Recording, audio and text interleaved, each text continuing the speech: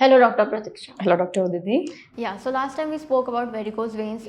You briefed us about what kind of varicose veins do we see in patients and what kind of symptoms they come up with. So today we want to know that, what are the treatment options available? There are many treatment options for varicose vein exactly. First, it's surgical option, and then second is non-surgical option. In surgical option, you have to cut the vein, the varicose vein. You put the cut along with the side of your vein, and then you drain it, and then you close it by suture. So this is the surgical option કે જેમાં તમને cut આવશે, સુચર આવશે, minor બ્લીડિંગના chances રહેશે, ઇન્ફેક્શનના chances રહેશે. This is all surgical option. Got it. If we talk about non-surgical options માં કેવું કે ફર્સ્ટ યુ હેવ લેઝર કે નીડલ પંચરથી એક પતલો તાર પાસ કરી અને લેઝરની હીટ આપી, રેડિયો ફ્રીક્વન્સી વેવ્સથી એ હીટ આપી અને એ જે વેરિકોસિટીવાળી જે વેન્સ છે એને આપણે ક્લોઝ કરી દઈએ. Okay. So that is basically laser treatment, or we can say it radio frequency ablation. Got it. The second option is venous glue embolization.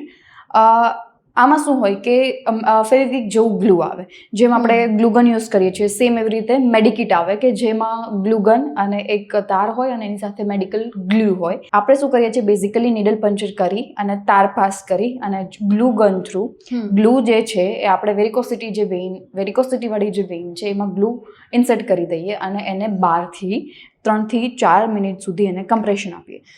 તો ઇવેન્ચ્યુઅલી એ વેઇન છે જે વેરિકોસિટીવાળી હતી, જેમાં વેરિકોસિટી ડેવલપ થઈ હતી, એ ક્લોઝ થઈ જાય અને ધીરે ધીરે એ 1 મંથમાં ટોટલી ડિસઅપિયર થઈ જાય. So this are the options of the varicose vein treatment. Okay, that's great. So which one is better? Everything is better, but if you go for the non-surgical option, then it will be good. કેમકે surgical option માં there are much more complications than non-surgical treatment. As you know કે એમાં bleeding થશે, infection થશે, કોઈ લોકોને ફરીથી રિયકરન્સના chances surgical ઓપ્શન્સમાં વધી જાય.